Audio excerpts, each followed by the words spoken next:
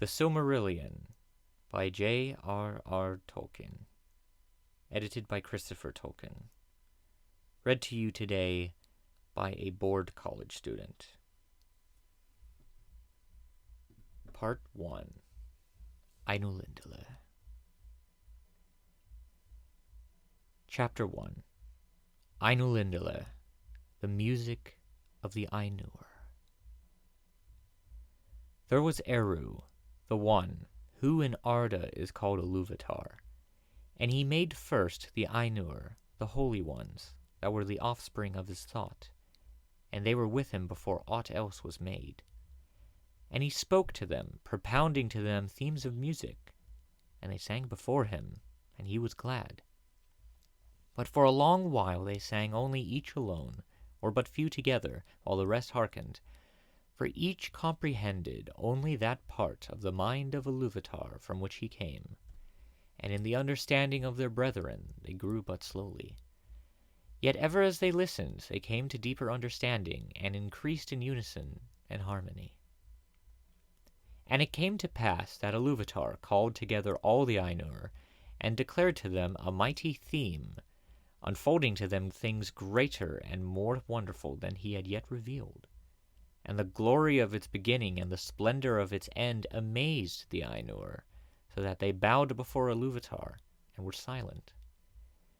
Then Iluvatar said to them, "Of the theme that I have declared to you, I will now that ye make in harmony together a great music. And since I have kindled you with the flame imperishable, ye shall show forth your powers in adorning this theme, each with his own thoughts and devices, if he will. But I will sit and hearken, and be glad that through you great beauty has been wakened into song." Then the voices of the Ainur, like unto harps and lutes, and pipes and trumpets, and viols and organs, and like unto countless choirs singing with words, began to fashion the theme of Iluvatar to a great music.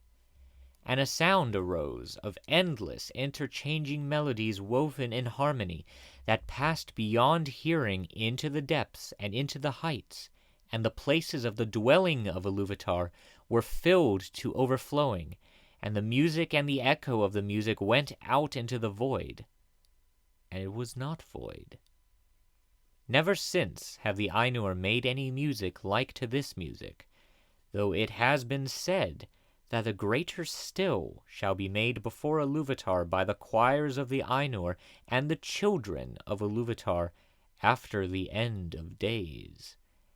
Then the themes of Iluvatar shall be played aright, and take being in the moment of their utterance, for all shall then understand fully his intent in their part, and each shall know the comprehension of each, and Iluvatar shall give to their thoughts the secret fire, being well pleased. But now Iluvatar sat and hearkened, and for a great while it seemed good to him, for in the music there were no flaws. But as the theme progressed, it came into the heart of Melkor to interweave matters of his own imagining that were not in accord with the theme of Iluvatar, for he sought therein to increase the power and glory of the part assigned to himself. To Melkor among the Ainur had been given the greatest gifts of power and knowledge, and he had a share in all the gifts of his brethren. He had gone often alone into the void places seeking the imperishable flame, for desire grew hot within him to bring into being things of his own, and it seemed to him that Iluvatar took no thought for the void, and he was impatient of its emptiness. Yet he found not the fire, for it is with Iluvatar. But being alone, he had begun to conceive thoughts of his own unlike those of his brethren. Some of these thoughts he now wove into his music, and straightway discord arose about him, and many that sang nigh him grew despondent, and their thought was disturbed, and their music faltered. But some began to attune their music to his rather than to the thought which they had at first. Then the discord of Melkor spread ever wider, and the melodies which had been heard before foundered in a sea of turbulent sound. But Iluvatar sat and hearkened, until it seemed that about his throne there was a raging storm, as of dark waters that made war upon one another in an endless wrath that would not be assuaged. Then Iluvatar arose, and the Ainur perceived that he smiled. And he lifted up his left hand, and a new theme began amid the storm, like and yet unlike to the former theme, and it gathered power and had new beauty. But the discord of Melkor rose in uproar and contended with it, and again there was a war of sound more violent than before, until many of the Ainur were dismayed and sang no longer, and Melkor had the mastery. Then again Iluvatar arose, and the Ainur perceived that his countenance was stern, and he lifted up his right hand, and behold, a third theme grew amid the confusion, and it was unlike the others. For it seemed at first soft and sweet, a mere rippling of gentle sounds in delicate melodies, but it could not be quenched, and it took to itself power and profundity. And it seemed at last that there were two musics progressing at one time before the seat of Iluvatar, and they were utterly at variance. The one was deep and wide and beautiful, but slow and blended with an immeasurable sorrow, from which its beauty chiefly came. The other had now achieved a unity of its own, but it was loud and vain and endlessly repeated, and it had little harmony, but rather a clamorous unison, as of many trumpets braying upon a few notes, and it essayed to drown the other music by the violence of its voice. But it seemed that its most triumphant notes were taken by the other and woven into its own solemn pattern. In the midst of this strife, whereat the halls of Iluvatar shook and a tremor ran out into the silences yet unmoved, Iluvatar arose a third time, and his face was terrible to behold.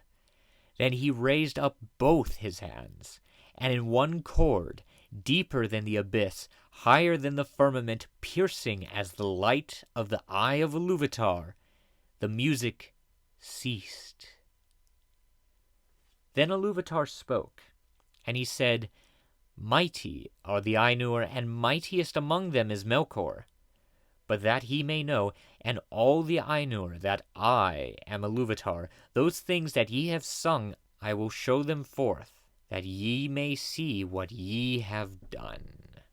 And thou, Melkor, shalt see that no theme may be played that hath not its uttermost source in me, nor can any alter the music in my despite. For he that attempteth this shall prove but mine instrument in the devising of things more wonderful, which he himself hath not imagined." Then the Ainur were afraid, and they did not yet comprehend the words that were said to them. And Melkor was filled with shame, of which came secret anger.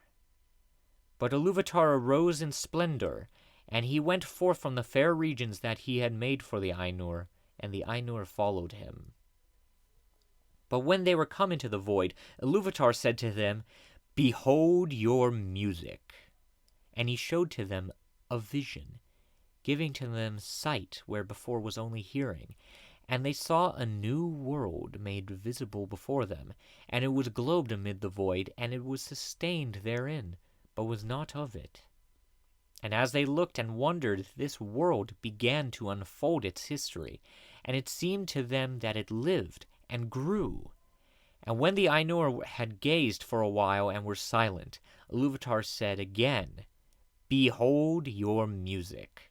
This is your minstrelsy, and each of you shall find contained herein, amid the design that I set before you, all those things which it may seem that he himself devised or added. And thou, Melkor, wilt discover all the secret thoughts of thy mind, and wilt perceive that they are but a part of the whole and tributary to its glory." And many other things Iluvatar spoke to the Ainur at that time, and because of the memory of his words and the knowledge that each has of the music that he himself made, the Ainur know much of what was, and is to come, and few things are unseen by them. Yet some things there are that they cannot see, neither alone nor taking counsel together.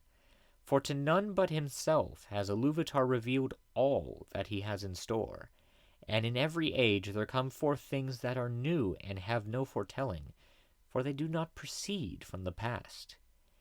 And so it was that as this vision of the world was played before them, the Ainur saw that it contained things which they had not thought, and they saw with amazement the coming of the children of Iluvatar, and the habitation that was prepared for them. And they perceived that they themselves, in the labor of their music, had been busy with the preparation of this dwelling, and yet knew not that it had any purpose beyond its own beauty.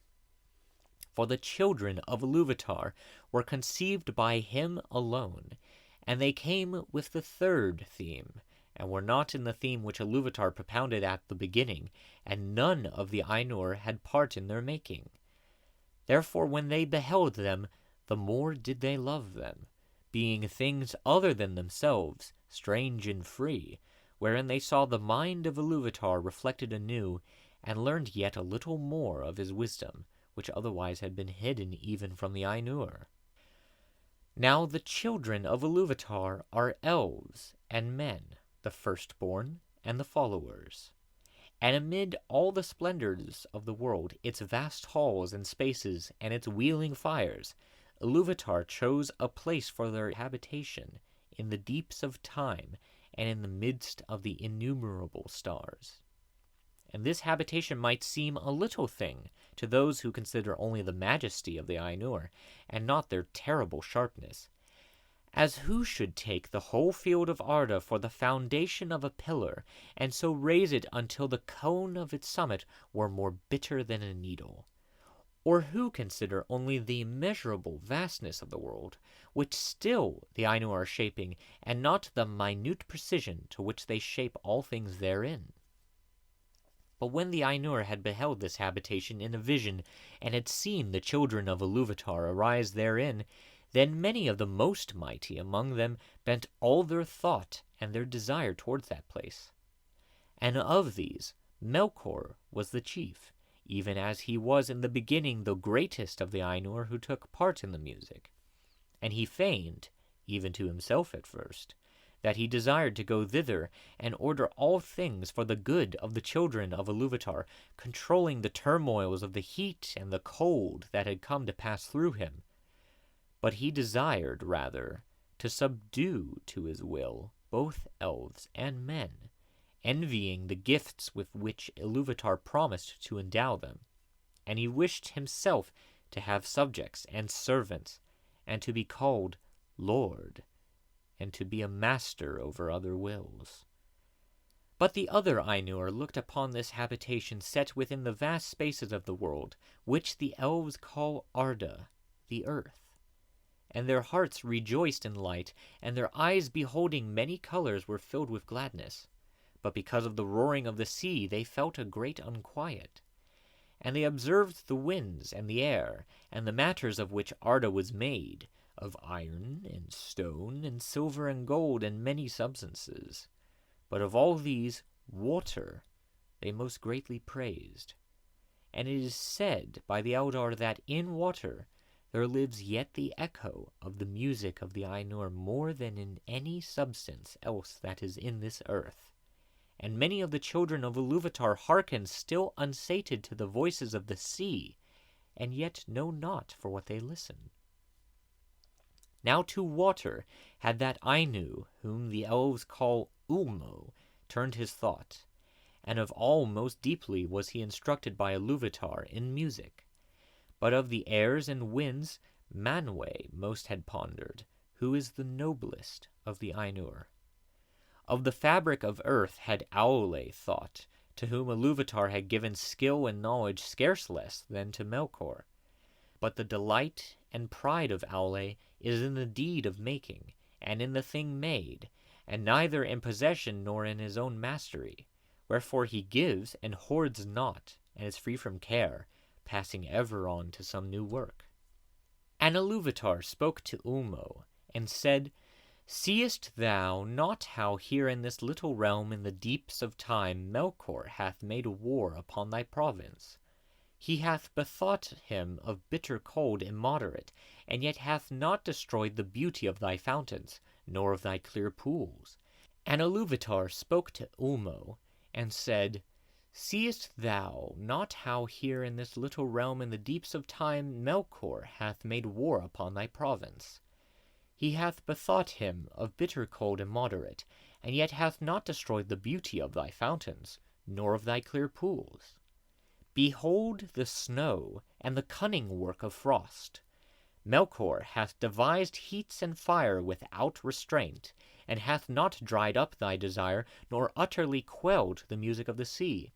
Behold rather the heights and glory of the clouds, and the ever-changing mists, and listen to the fall of rain upon the earth. And in these clouds thou art drawn nearer to Manwë, thy brother, whom thou lovest. Then Ulmo answered, Truly, water is become now fairer than my heart imagined.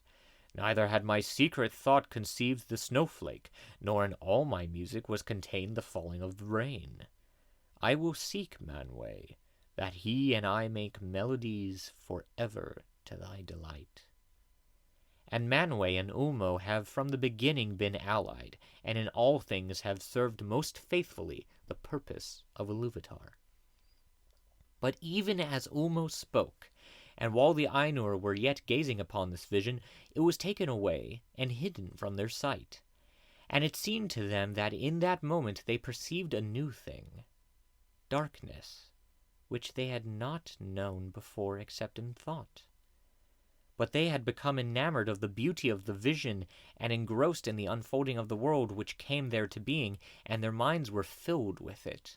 For the history was incomplete, and the circles of time not full wrought when the vision was taken away. And some have said that the vision ceased ere the fulfillment of the dominion of men and the fading of the firstborn. Wherefore, though the music is over all, the Valar have not seen as with sight the later ages, or the ending of the world. Then there was unrest among the Ainur.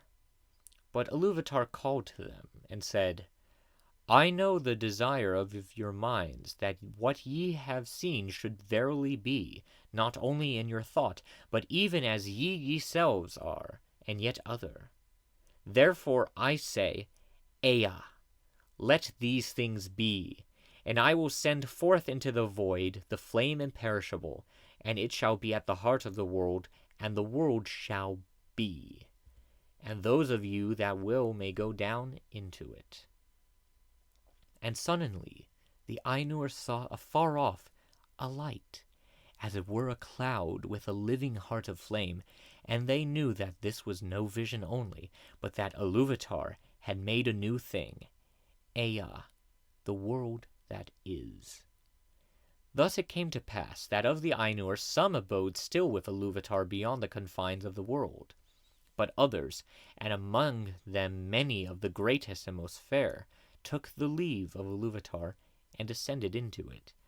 But this condition Iluvatar made, or it is the necessity of their love, that their power should thenceforward be contained and bounded in the world, to be within it forever until it is complete, so that they are its life, and it is theirs. And therefore they are named the Valar, the powers of the world. But when the Valar entered into Ea, they were at first astounded and at a loss, for it was as if naught was yet made which they had seen in vision, and all was but on point to begin, and yet unshaped, and it was dark. For the great music had been but the growth and flowering of thought in the timeless halls, and the vision only a foreshowing. But now they had entered in at the beginning of time, and the Valar perceived that the world had been but foreshadowed and foresung, and that they must achieve it. So began their great labors in wastes unmeasured and unexplored, and in ages uncounted and forgotten, until in the deeps of time and in the midst of the vast halls of Ea there came to be that hour and that place where was made the habitation of the children of Ilúvatar. And in this work the chief part was taken by Manwë and Aule and Ulmo. But Melko too was there from the first, and he meddled in all that was done, turning it if he might to his own desires and purposes, and he kindled great fires. When therefore earth was yet young and full of flame, Melkor coveted it, and he said to the other Valar, "This shall be my own kingdom, and I name it unto myself." But Manwë was the brother of Melkor in the mind of Ilúvatar, and he was the chief instrument of the second theme that Ilúvatar had raised up against the discord of Melkor. And he called unto himself many spirits, both greater and less, and they came down into the fields of Arda and aided Manwë, lest Melkor should hinder the fulfillment of their labor forever, and earth should wither ere it flowered. And Manwë said unto Melkor, "This kingdom thou shalt not take for thine own, wrongfully, for many others have labored here no less than thou." And there was strife between Melkor and the other Valar, and for that time Melkor withdrew and departed to other regions, and did there what he would. But he did not put the desire of the kingdom of Arda from his heart. Now the Valar took to themselves shape and hue, and because they were drawn into the world by the love of the children of Ilúvatar, for whom they hoped, they took shape after that manner which they had beheld in the vision of Ilúvatar, save only in majesty and splendor. Moreover, their shape comes of the knowledge of the visible world, rather than of the world itself, and they need it not, save only as we use raiment, and yet we may be naked and suffer no loss of our being. Therefore the Valar may walk, if they will, unclad, and then even the Eldar cannot clearly perceive them, though they be present. But when they desire to clothe themselves, the Valar take upon them forms, some as of male and some as of female.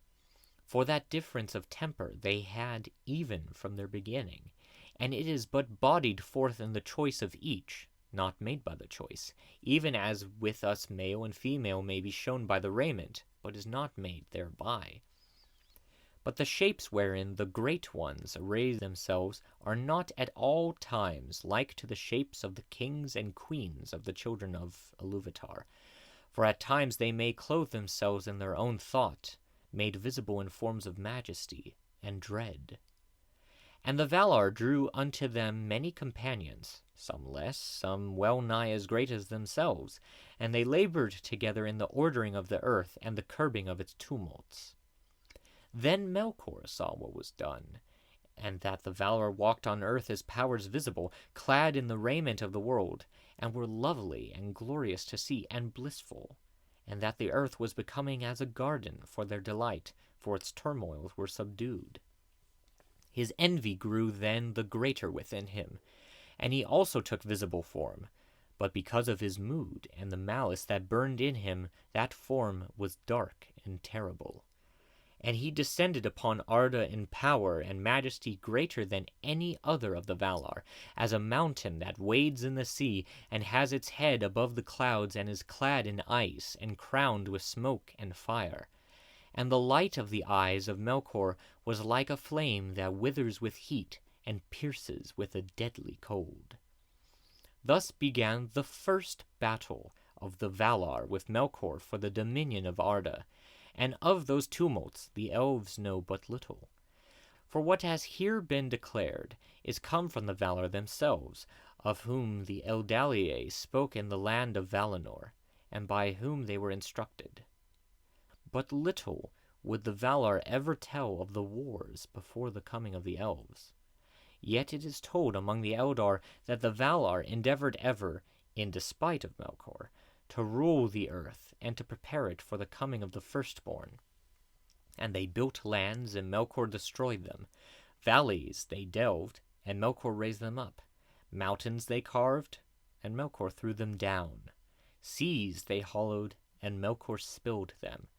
And naught might have peace or come to lasting growth, for as surely as the Valar began a labor, so would Melkor undo it or corrupt it.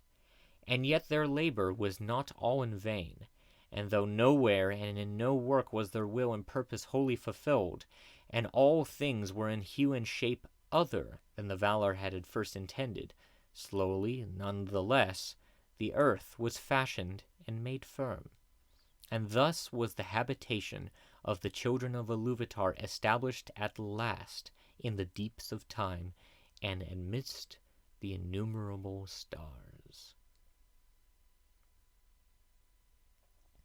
Part 2. Valaquenta. Chapter 2. Valaquenta. The account of the Valar and Maiar according to the lore of the Eldar. In the beginning, Eru, the One, who in the Elvish tongue is named Iluvatar, made the Ainur of his thought, and they made a great music before him. In this music the world was begun, for Iluvatar made visible the song of the Ainur, and they beheld it as a light in the darkness. And many among them became enamored of its beauty, and of its history which they saw beginning and unfolding as in a vision. Therefore Iluvatar gave to their vision being, and set it amid the void, and the secret fire was sent to burn at the heart of the world, and it was called Ea. Then those of the Ainur who desired it arose and entered into the world at the beginning of time, and it was their task to achieve it, and by their labors to fulfill the vision which they had seen. Long they labored in the regions of Ea, which are vast beyond the thought of elves and men, until in the time appointed was made Arda, the kingdom of earth. And then they put on the raiment of earth and descended into it, and dwelt therein. Of the Valar. The great among these spirits the elves name the Valar, the powers of Arda, and men have often called them gods. The lords of the Valar are 7, and the Valier, the queens of the Valar, are 7 also. These were their names in the Elvish tongue as it was spoken in Valinor, though they have other names in the speech of the elves in Middle-earth, and their names among men are manifold. The names of the lords in due order are Manwe, Ulmo, Aule, Orome, Mandos, Lorien, and Tulkas. And the names of the queens are Varda, Yavanna, Nienna, Este, Vaire, Vana, and Nessa. Melkor is counted no longer among the Valar, and his name is not spoken upon earth. Manwe and Melkor were brethren in the thought of Iluvatar. The mightiest of those Ainur who came into the world was in his beginning Melkor. But Manwe is dearest to Iluvatar and understands most clearly his purposes. He was appointed to be, in the fullness of time, the first of all kings, lord of the realm of Arda and ruler of all that dwell therein. In Arda his delight is in the winds and the clouds, and in all the regions of the air, from the heights to the depths, and from the utmost borders of the vale of Arda to the breezes that blow in the grass. Sulimo he is surnamed, lord of the breath of Arda. All swift birds, strong of wing, he loves, and they come and go at his bidding.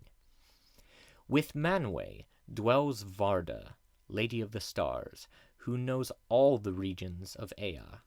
Too great is her beauty to be declared in the words of men or of elves, for the light of Iluvatar lives still in her face. In light is her power and her joy. Out of the deeps of Ea she came to the aid of Manwe.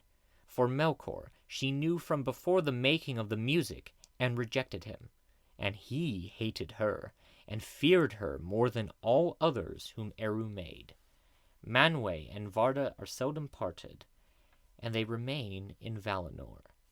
Their halls are above the everlasting snow, upon Oiolosse, the uttermost tower of Taniquetil, tallest of all the mountains upon earth.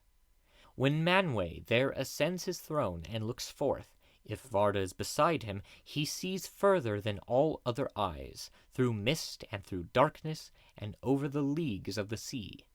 And if Manwë is with her, Varda hears more clearly than all other ears the sound of voices that cry from east to west, from the hills and the valleys, and from the dark places that Melkor has made upon earth.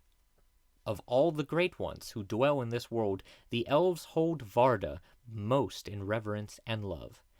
Elbereth they name her, and they call upon her name out of the shadows of Middle-earth, and uplift it in song at the rising of the stars.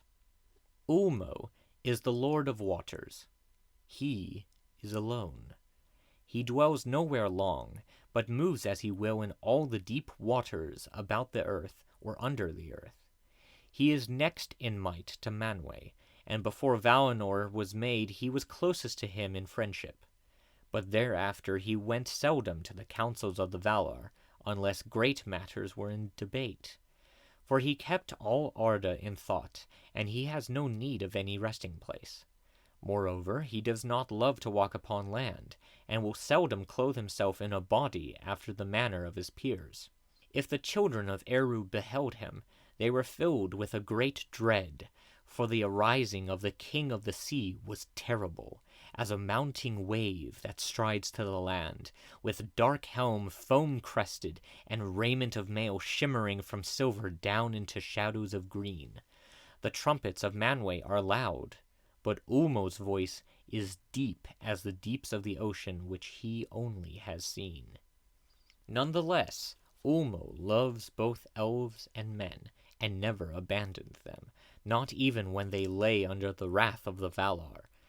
At times he will come unseen to the shores of Middle-earth, or pass far inland of firths of the sea, and there make music upon his great horns, the Ulumuri, that are wrought of white shell.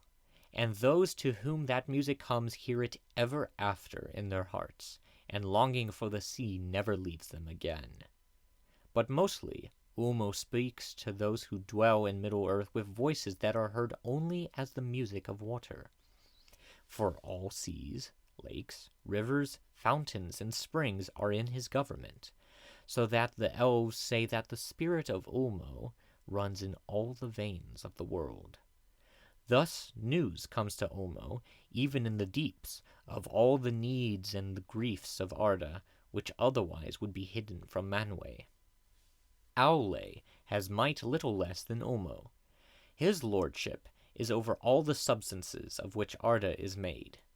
In the beginning he wrought much in the fellowship with Manwë and Ulmo, and the fashioning of all lands was his labor. He is a smith and a master of all crafts, and he delights in works of skill, however small, as much as in the mighty building of old. His are the gems that lie deep in the earth, and the gold that is fair in the hand, no less than the walls of the mountains and the basins of the sea. The Noldor learned most of him, and he was ever their friend. Melkor was jealous of him, for Aule was most like himself in thought and in powers, and there was long strife between them, in which Melkor ever marred or undid the works of Aule, and Aule grew weary in repairing the tumults and disorders of Melkor. Both, also, desired to make things of their own that should be new and unthought of by others, and delighted in the praise of their skill. But Aule remained faithful to Eru and submitted all that he did to his will, and he did not envy the works of others, but sought and gave counsel. Whereas Melkor spent his spirit in envy and hate, until at last he could make nothing save in mockery of the thought of others, and all their works he destroyed if he could. The spouse of Aule is Yavanna, the giver of fruits. She is the lover of all things that grow in the earth, and all their countless forms she holds in her mind, from the trees like towers in forests long ago to the moss upon stones, or the small and secret things in the mold. In reverence, Yavanna is next to Varda among the queens of the Valar. In the form of a woman she is tall and robed in green, but at times she takes other shapes.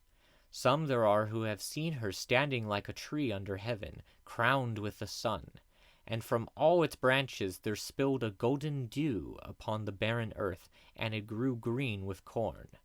But the roots of the tree were in the waters of Ulmo, and the winds of Manwë spoke in its leaves.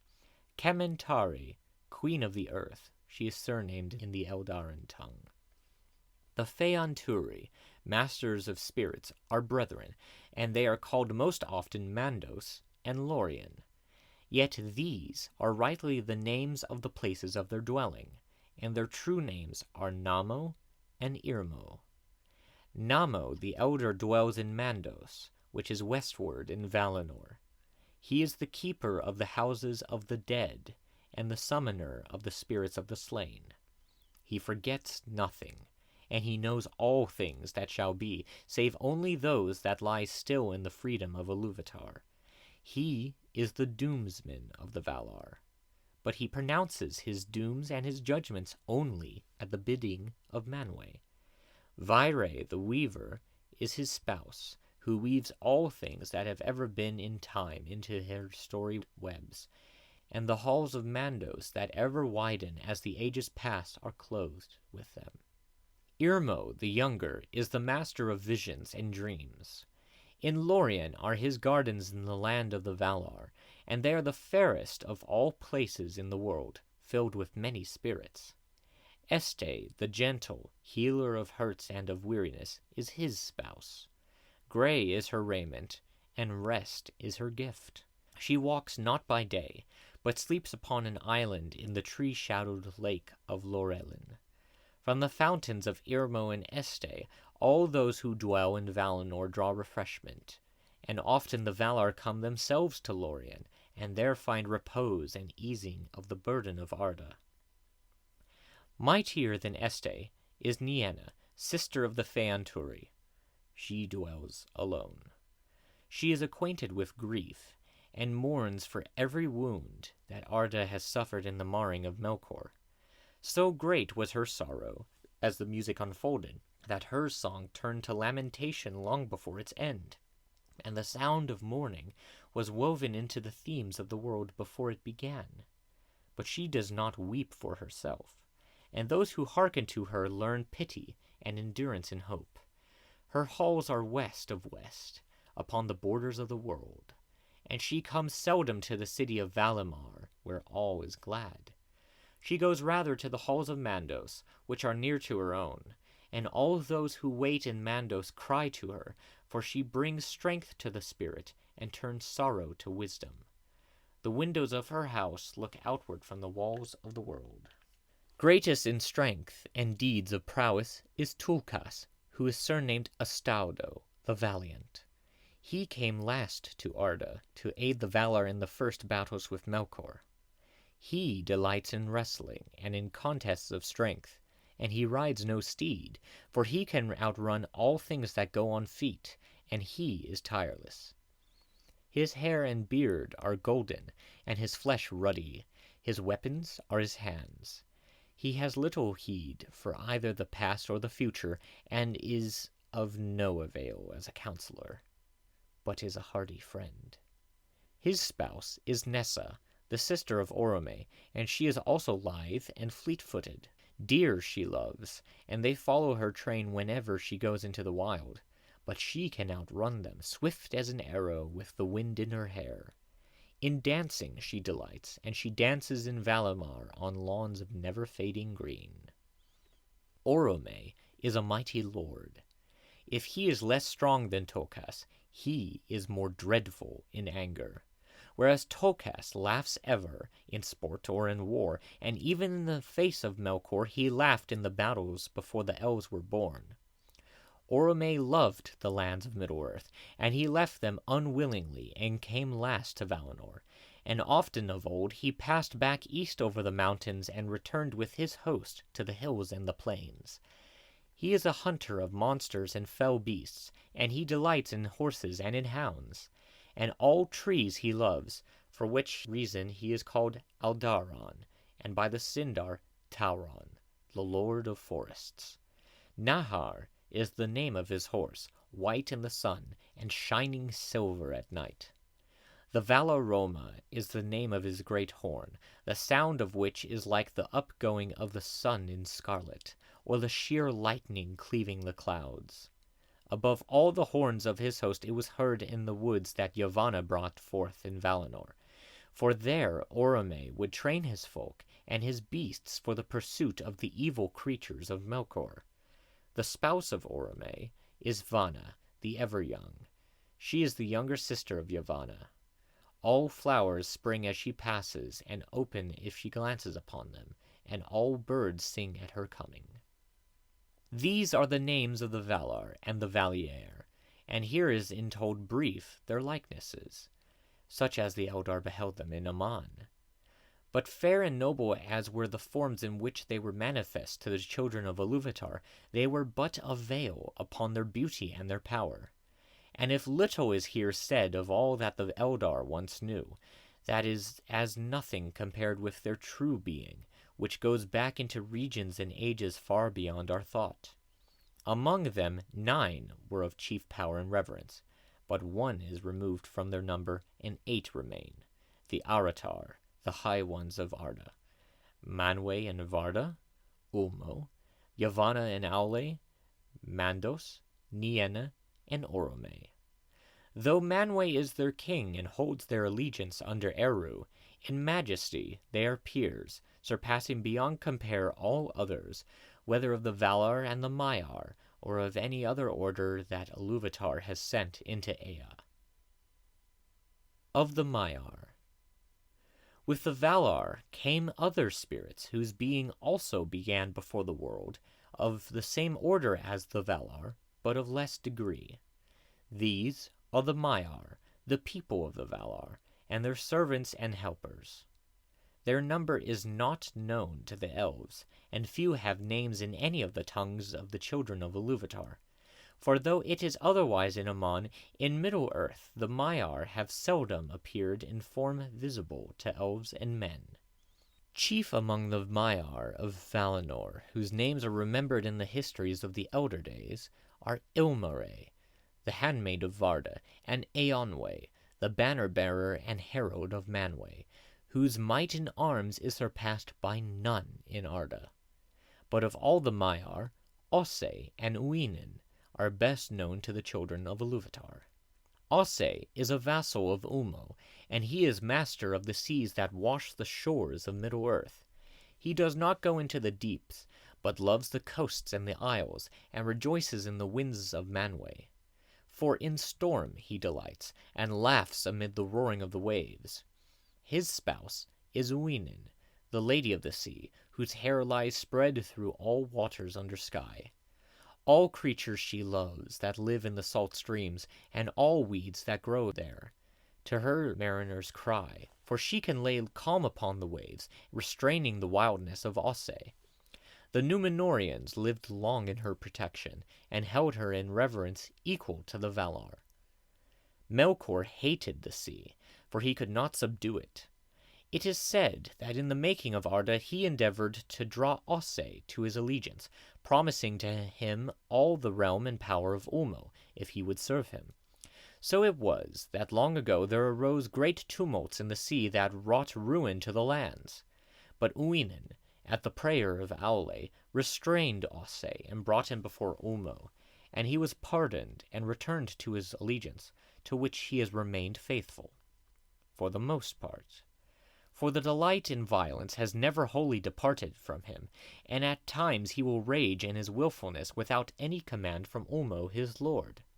Therefore those who dwell by the sea or go up in ships may love him, but they do not trust him. Melian was the name of a Maia who served both Vanna and Este. She dwelt long in Lorien, tending the trees that flower in the gardens of Irmo ere she came to Middle-earth. Nightingales sang about her wherever she went. Wisest of the Maiar was Olorin. He too dwelt in Lorien, but his ways took him often to the house of Nienna, and of her he learned pity and patience. Of Melian much is told in the Quenta Silmarillion, but of Olorin that tale does not speak. For though he loved the elves, he walked among them unseen, or in form as one of them, and they did not know whence came the fair visions or the promptings of wisdom that he put into their hearts.